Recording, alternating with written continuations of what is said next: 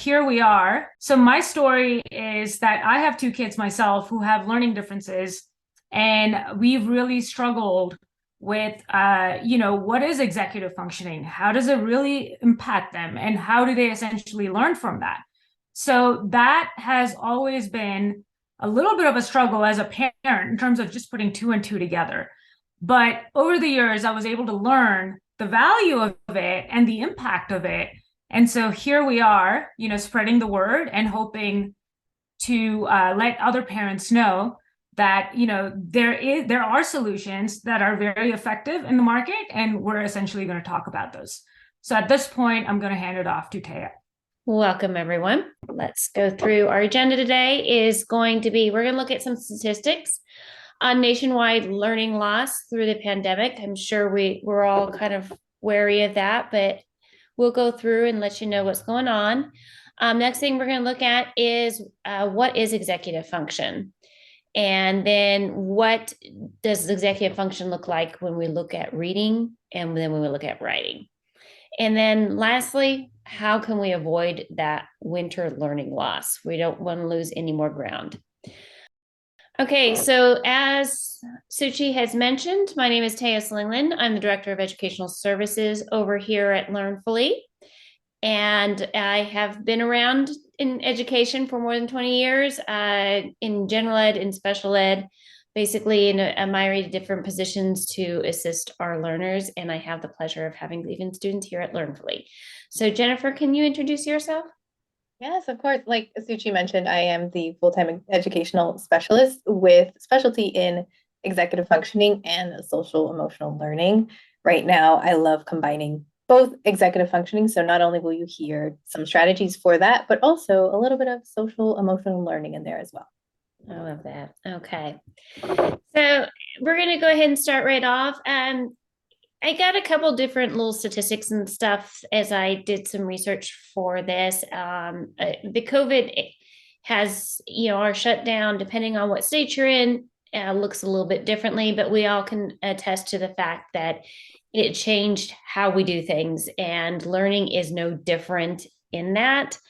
But I was curious, the reason I went down this rabbit hole is I was curious what specifically did they find. A lot of large universities have launched studies to pinpoint exactly what that learning loss looks like. In grades 3 through 8, the median is a half year in math, in a quarter year in reading. Now, keep in mind, that's straight down the middle. They found some school districts up to a full year behind, which is, as an educator, is scary. I imagine as a parent is even more so. So they went a little bit further, and to say that, what does that look like? That means that 33% of fourth graders are actually able to be proficient readers, and 31% of eighth graders. We are seeing that ourselves here at Learnfully. Those transitional years will really hit the hardest. And yet 92% of parents kind of think, oh, my kid's doing okay. But that's because universally we have taken a little dip. So I've looked at a lot of different studies in 2000, comparing ourselves to 2019, which is a scary thing to go back rather than forward. We definitely have some ground to touch. And we have known, a lot of what we do here at Learnfully is interventions that target executive function. There's a reason for this. Targeting executive function has demonstrated potential in warding off that risk of school failure. So we're going to look at executive function, and I'm going to have Jennifer here describe what it is. Yes, and actually, to piggyback off of what Taya just mentioned, not only is it skills for reading and writing, which we are going to cover, but just overall life skills. It's one of those where they do need it as adults, and there's a window of opportunity for it to be developed during school years. So what is, in short, the shortest, simplest way of what executive functioning is just how our brain does things. We're already very familiar with organizing, planning, and that all falls under executive functioning.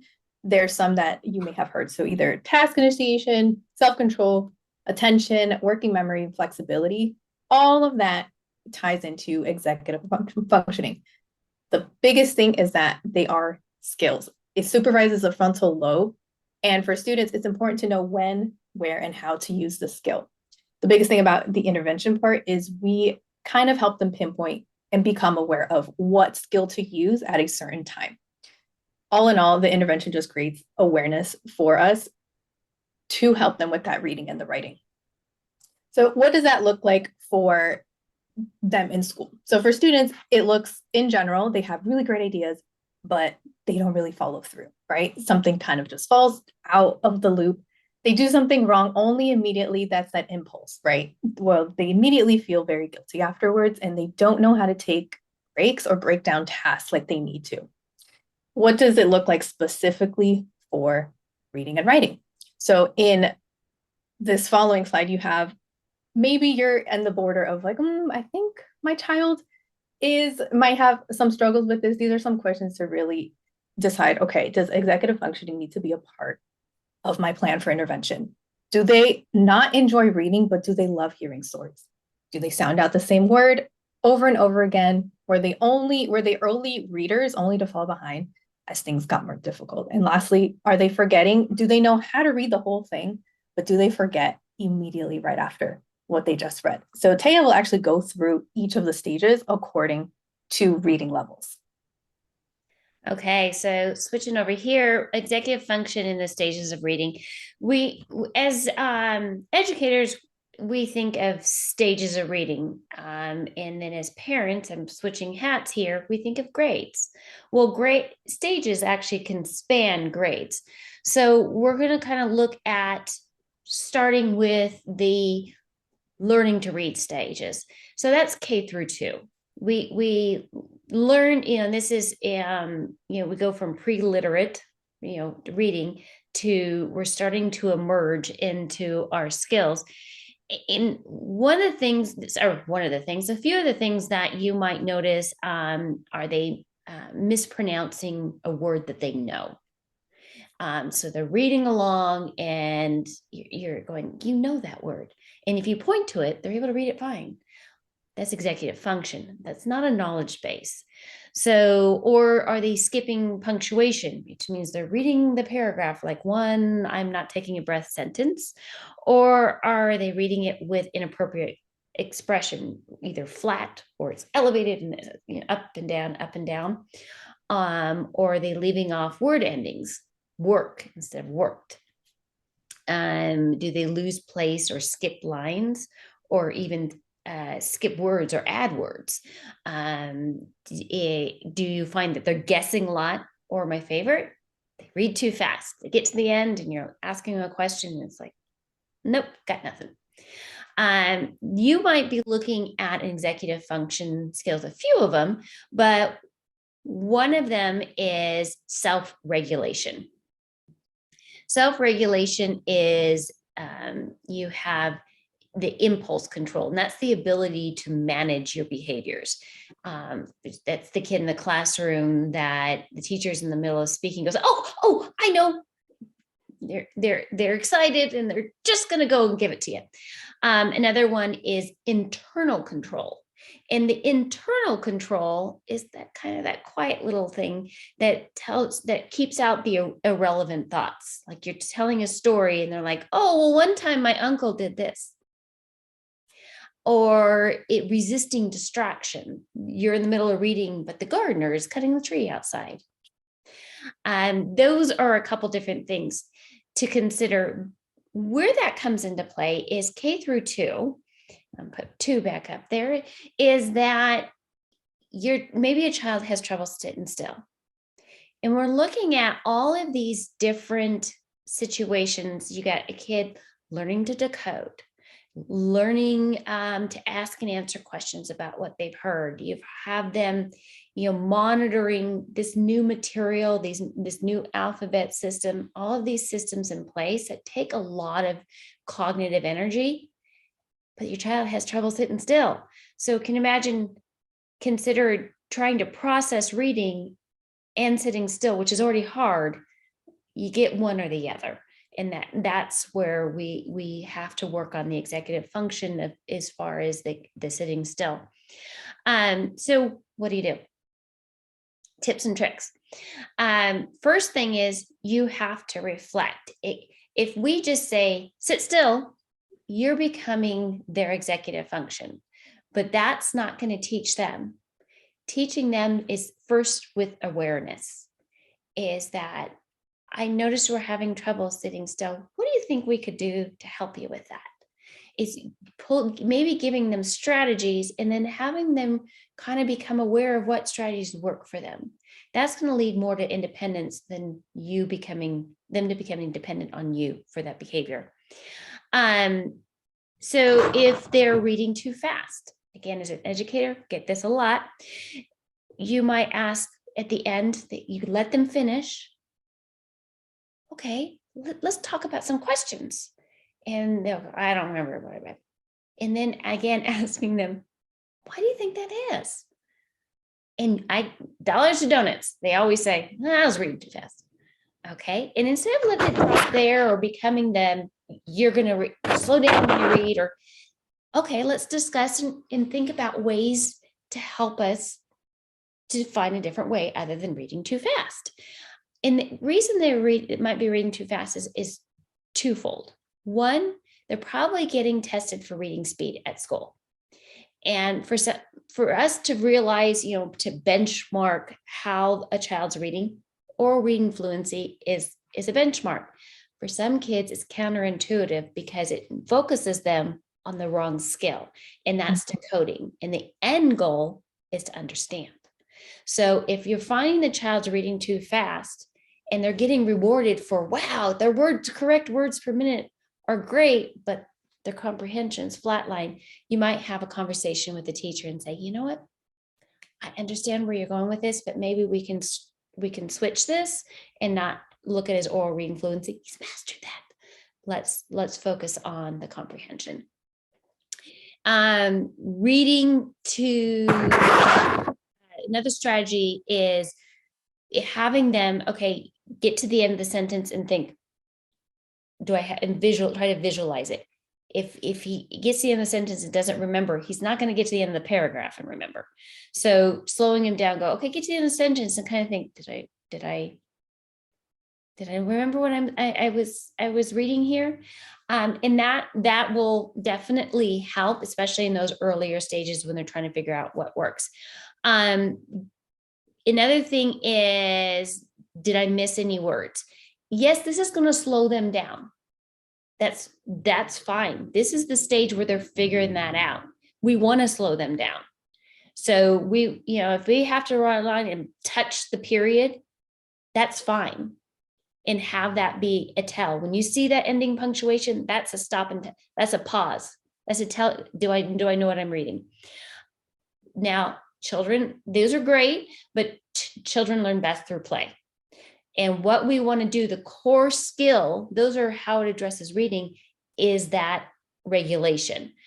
Red light, green light, gameplay. Simon Says. Board games that require that turn taking. And anything in that realm is going to help them with that emotional regulation.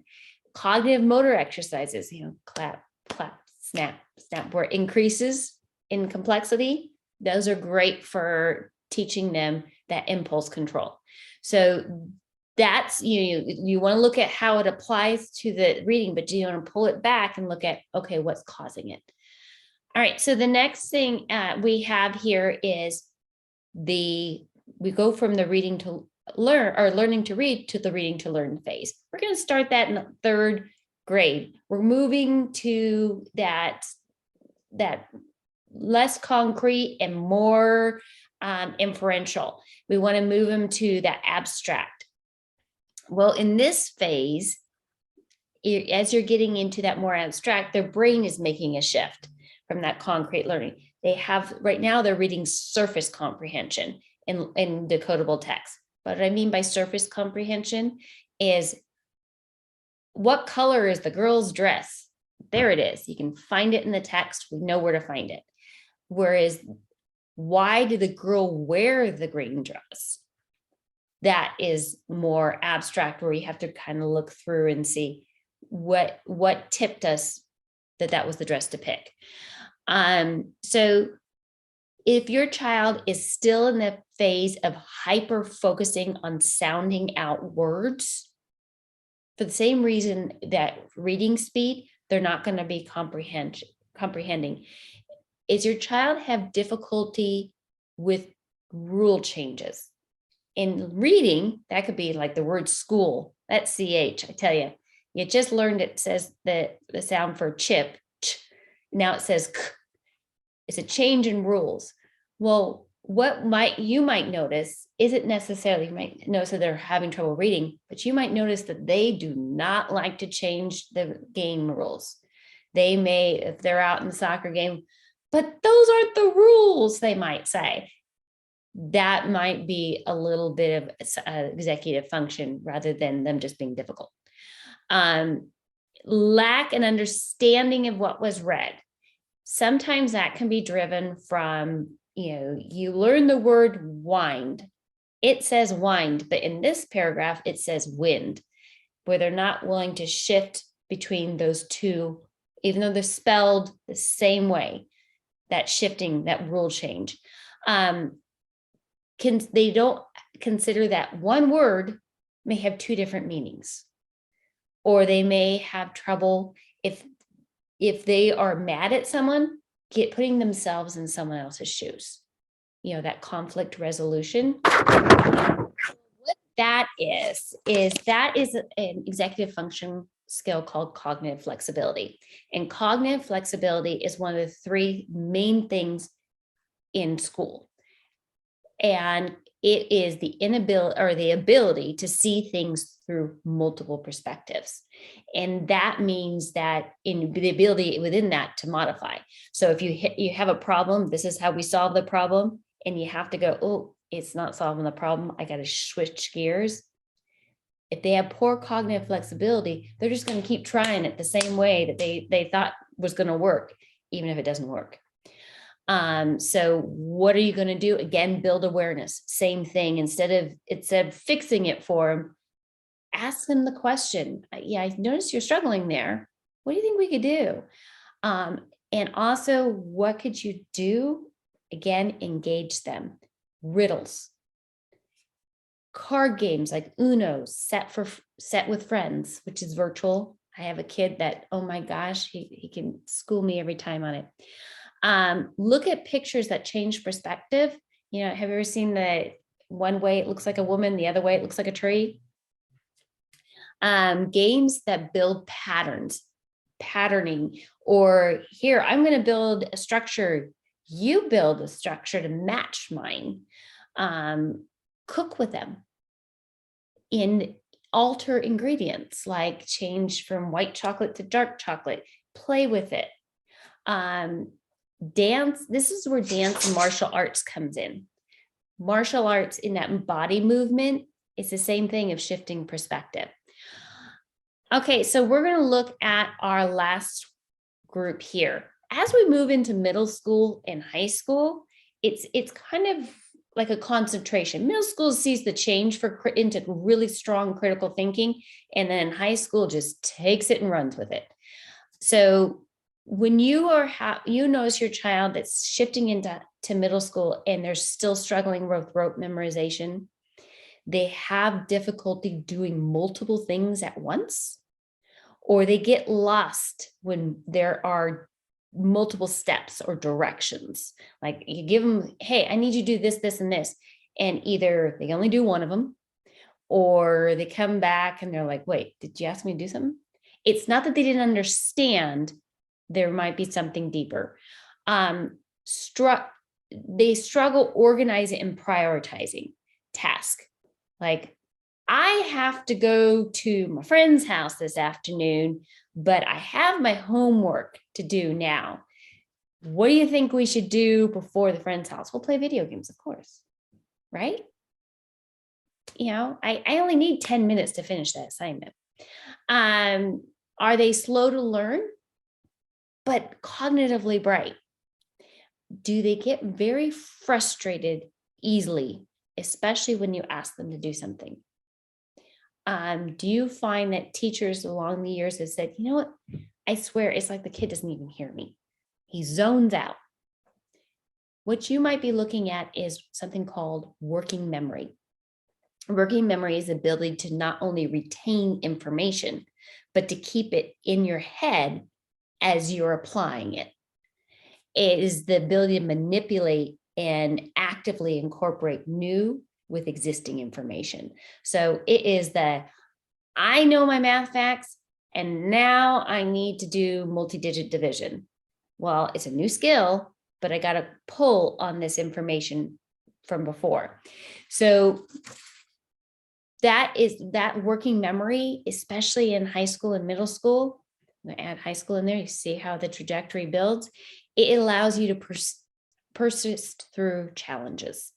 You get something that's difficult, allows you to move through, allows you to follow directions, especially multiple steps. It helps you with maintaining focus and to remember what is important. What is the goal here? Have you ever had that conversation with your kid? You're like, okay, yeah, you did these little teeny parts, but what was the goal? Why are we doing it? And seeing a task to completion. Have you ever had a kid that has really great ideas, but doesn't have any follow through? Recalling rules or expectations to a game or to a new skill. And what you can do is practice making lists. You notice I didn't say make lists because the kid's struggling. If you tell them to make lists, this is going to be another skill that they don't do. You have to practice it. That's not something that's innate. Practice in to do it as a family is you make lists and have him add or her add to the list. You practice, okay, what are we going to, could you cross that off? We just finished that. Make it part of your conversation. And keep in mind, whenever you're applying an intervention, only one at a time. Never apply like spaghetti on the wall. Otherwise, none of it will work. Make connections with them with new words or with your new thoughts. So you have, if she's telling you a story and you could, when you interject, wow, it reminds me of the other story that you told me. Do you remember that? And discuss that, make that part of your conversation. Break things down into small steps. When you're breaking things down into small steps, don't just go, oh yeah, you need to do that in pieces. Say, okay, we have this problem. What can we do first? And then map it out. It could be in a project, it could be in gardening. Break it down. So, and then games that you could do with that one, I hate to say it, video games are great for working memory. But also mnemonics, acronyms, things like that. All right, Miss Jennifer. Okay, perfect. So very similar to the stages of reading, which actually, if we put all the stages up till high school, they're very similar because Taya went into great depth. There's not much difference between the reading and the writing. The only thing with writing is that you will see a lot of that resistance. So most of the common issues that I have even seen with my own clients is you'll see on paper, you'll see basic sentences where they'll have minimum writing, just the basic writing to get that assignment done. You'll have a lack of structure. Some of the ideas don't make sense. You don't know how this sentence connects to the next. And just like Taya mentioned, it's very similar. All of it connects to executive functioning. The biggest thing with writing where it envelops into executive functioning is that resistance. That can happen through any grade. And the reason why sometimes school intervention doesn't really cover the whole idea of it is, just like Taya mentioned earlier, they might be teaching the wrong skill. If on paper they see that the student is maybe spelling words wrong, but they're reading it correctly, if they love reading, but when it comes to writing, they can't get their thoughts down, school intervention might do, well, let's get them to practice their spelling words again. Let's practice punctuation or capitalization, where in fact, what if it's a lack of organization from the very beginning? What if it's attention where they've completely lost interest and now they don't even want to write anymore. So that's where that executive functioning intervention really comes in, because of that awareness that we really give them and a different way of working. And this is kind of where the social emotional learning comes in, where we get very intentional with understanding where that resistance comes from. Because when you start to teach the wrong skills, that's when students start to internalize certain thoughts or beliefs, like I'm just not good at writing, or writing's boring, I just don't like it, when they can actually read very well. You know that verbally they are critically thinking, but when it comes to the writing aspect, it's very hard for them. So a few things that this can start as early as kindergarten is just to make writing fun again. So this starts all the way through. And I think I saw in the Q&A where somebody asked where are the transitional years. The transitional years are very similar to developmental years. So going from 5th to 6th is a big change. And then back to 8th to high school, where you have environmental changes and even like workload change. So this can start as early as kindergarten. Make writing fun again. Make it where they're not worried about spelling or punctuation. Really go back to like pen and paper, because I know a lot of it is typing now. Interact all of their senses. Use crayons, markers, colors, whatever it is, where they're not so focused on the structure. Like I'm spelling wrong. Take that ease out, because at that point when there is resistance, you just want to kind of take a step back and get them to just start liking writing again. So make it as fun as early as possible. If it's high school, you can still do it too. If they're high schoolers, it's honestly never too late. So if it's come to the point where it's like, no, it's no, it's not. Never is too late to make writing fun again. Things like Mad Libs, getting back, and the actual book, if people ever remember Mad Libs, the actual book with a pencil also is a different experience, getting them to use that descriptive writing a little bit more. Exploring different ways with handwriting. If there is a deep resistance, but your child likes to draw, combine it with comic book writing. Pictures, have them draw pictures, describe their setting. It's a great way for them to kind of detach, like, oh, I need to write, to, okay, I can draw, there's words in it, getting them again to really get back into making that fun, that writing fun again. Video to text writing, which is you show them a video, they answer questions, moves them away from, they're still getting that critical thinking piece, but it's moving away from the reading, which causes, if they are having a hard time with writing, sometimes the reading could be a lot. Causes that mental overload. But if you give them a video and then practice with questions at the end where they have to write it down, that also helps as well.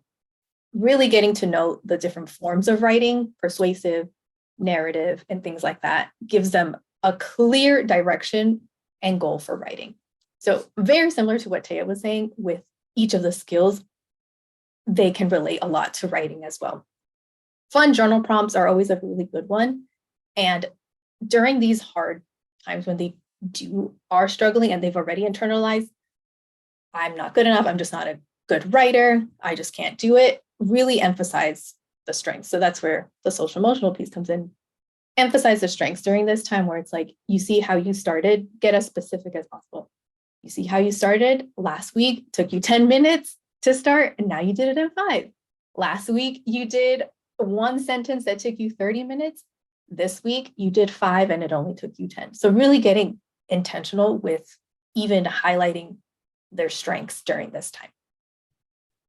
I love that. I have to say, as a teacher that has worked through many different grades, what you had to say with bringing it to pictures, because some brains work through pictures, is we can really kick out some of the sequential issues that children have with their comprehension by allowing them to move away from it towards pictures. So I love that. So last thing that we wanted to discuss was, wanting to avoid that learning loss this break. Well, I always say Learnfully fits in your suitcase. I'd love to claim that one, but it's not mine, but it just made me giggle. We do have some webinars that you can join if you choose to for your kiddos. We have one, actually 2 for reading and writing, lower grades and upper grades. And then we have 2 for executive function specifically. They both have executive function because that's how we roll. But I just wanted to mention that we do have with it a complimentary EF assessment and $100 off if you do it in the next 24 hours. The EF assessment is great in that what it allows you to do is allows us to pinpoint exactly where your child's having difficulties. So some things to think about.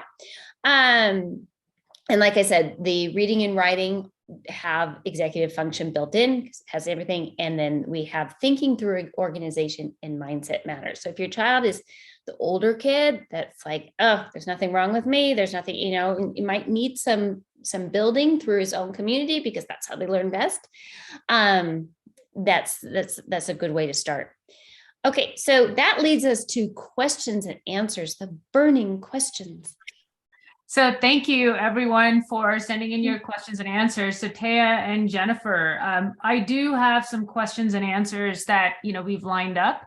The very first one is, my child just got diagnosed with dysgraphia. What kind of interventions would you recommend for that? And I think before we go into that, you know, would you mind explaining to the audience what dysgraphia is? Yeah, you want to? Okay, yeah. So dysgraphia is, you know, we think of dyslexia, but dysgraphia is associated with the writing. So it's the processes involved with writing. And where the executive function is a typical comorbidity of dysgraphia.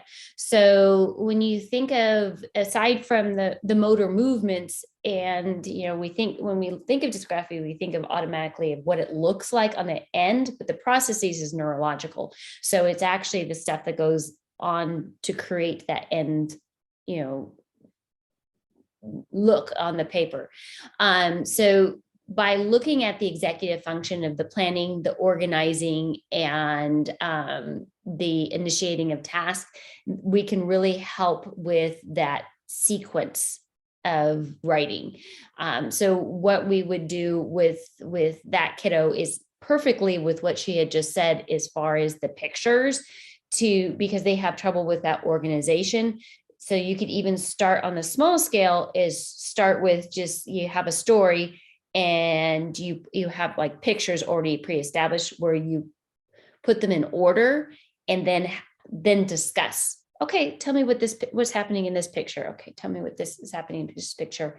And, you know, have them learn to order the pictures and then discuss and then kind of build from there. What do you think, Jennifer? Is there anything further you wanted to put with the organization? Yes, I think that's a really good one. And I did also want to add, when, like you mentioned, when it comes to dysgraphia, that's when there is an actual motor, so like a brain to motor dysfunction there, where they do have a very hard time even physically writing. But that doesn't mean that they don't know how to write or comprehend what they're saying. So at that end, I would also point out anything towards like perseverance and metacognition. So getting them to really distinguish between, I can't do this because of this, and moving them away from those negative thoughts to, okay, I know these are my struggles right now. I can persevere through, even though it's a challenge right now, because at that end, that perseverance might be struggling a little bit. So especially if they're given that diagnosis and told, yeah, you kind of have a struggle, it's kind of getting them towards that, away from those mental blocks of like, I can't write, again, to I can't write right now yet. That's enough. That's like one skill. Just get them to add yet at the end of that phrase, and then make it into like a growth mindset. I love that. I absolutely love that. Absolutely. I wish we would do that too. It would really help us. Okay, here's the next one, which is actually very relatable to what I'm going through. The question is, how do I get my high school kid who wants nothing to do with me work with me? I think that's a Jennifer one. And I always like to remind parents too, even if it doesn't seem like your kid wants to be around you, they do. They always do. It's developmental. They're trying to figure out their own way, but they will always still want you. So the biggest thing is just get to know them, use their own strengths, as much as I think Taya said it, where as much as he doesn't like to say it, video games, whatever they're deeply into, make it intentional. Try to sneak in the lesson in there, make it very intentional, and try to have it relate to their own little world. I like that. Another thing it's important to know is drop the seed and then walk away and let them ruminate on it a little bit. So if, remember I was mentioning as far as looking at the being, reflective, drop the seed. Oh, I noticed this. What do you think would be a good way for us to help, or for us to do that? And then drop it. And that's the hardest thing as parents, is to then drop it, because we want to answer for them, or we want them to go, hey, I need you to do this, because that's what we're tooled to do, to be problem solvers. Sometimes dropping the seed and then coming back and saying, hey, did you put any thought to that? What do you think? And see if they pick it up.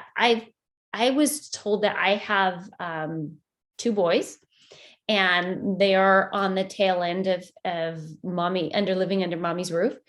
And someone told me that back in the day. Actually, it was a neuropsych that told me that. And it stuck with me. And truthfully, every time I use that, it works. So plant the seed. Oh, I love Awesome. that. Oh, sorry, go ahead. I'm sorry. No, keep going. Yeah, no, I was just going to quickly add with what Taya mentioned, where if we don't want to be their executive functioning, and if executive functioning is how our brain works, think of it as like, allow them to, it's going to sound really funny, but allows them to use their own brain, even though intentionally we kind of want to be their brain. Taking that step back and really practicing those brain muscles, like Taya said, where have them take a moment to figure it out and ask more questions than giving them solutions. Because then they'll automatically probably reject your own, at that point, they'll probably reject your own their solutions, even if it is the correct one. So basically, keep trying. Okay, and fight the good fight. Got it. Great. No, thank you. It's very helpful to hear. And also for me personally, it was very helpful to hear, because I do get discouraged, but it's nice to know that I'm not alone in this. Speaking of not being alone, this is an excellent question that I'm looking to have an answer to as well. Is a parent wrote in and said, I have executive functioning issues myself, and I struggle to support my kid. Do you have any resources that can help me and my child with that? The first thing that I noticed hits adults is time blindness. And what I mean by that is they're the person that's late to every event. They're the person that you say, okay, here, I need you to complete this. Oh yeah, it'll take me about 10 minutes. And the task is like a half hour. So even if they're somewhere on time because they have a timer going, sometimes they just don't understand how much those individual tasks will take. That is something that I would recommend. If that's the precursor, I would definitely look at, okay, this is what I need to do. How long do I think it needs to take? And write it down. And then going back and going, okay, this is how long it actually took. And then kind of be prescriptive with yourself and do that with your kid. Do that. I mean, you're going to learn, they're going to learn. And by making yourself vulnerable to it, it actually, because they've watched us, even if you think they aren't, they're always watching us. Another aspect of executive function is, again, with a list, is going, do one thing at a time and do it for 2 weeks and do it obnoxiously with everything. And that's the only way, because it's behavior changing. It took us how many years to get here? It's not going to change. You're not going to change everything overnight. Otherwise, we'd all lose 30 pounds on January 1st. Because we want to do it all. We're going to skip all carbs, all, sugar, all, we're not going to do that. So what I would have you do is, okay, I'm going to make a list for the grocery store. I'm going to write it all down and be very cognizant of it. Okay, now we're going to go to the grocery store. Okay, I'm going to have you cross off the things as I get it. I'm going to be grabbing things.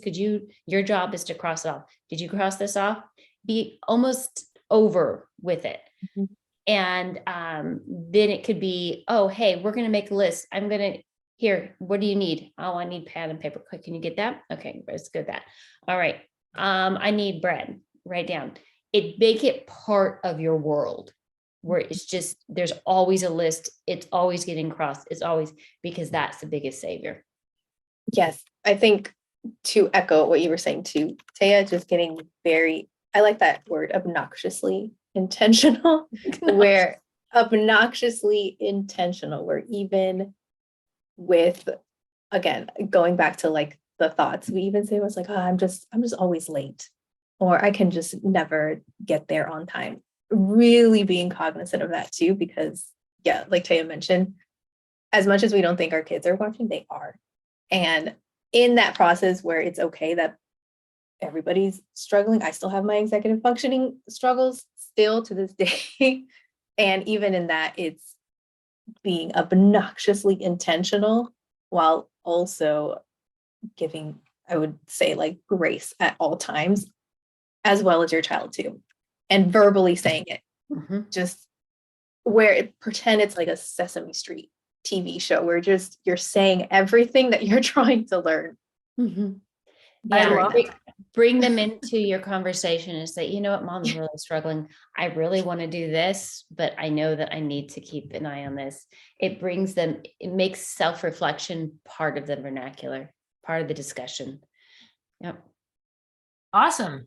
Yeah. Well, we are at time, but there have been a lot of questions on, hey, can you show us the the link to the workshops? So Taya, if you wouldn't mind quickly scrolling to the screen where we essentially have the workshop. So you can either scan the QR code on the screen or use the email contact@learnfully.com. So if you sign up by the end of tomorrow using the code winner100, we will give you $100 off and essentially also include a free EF assessment. But don't worry, if you don't have your pen and pad out, it's not a big deal. You will get an email with all this information, including a link to our video of the recording. But in the meantime, thank you so much for joining us, and we look forward to seeing you again next year. All right, thank you. Thank you. Thank you. Bye.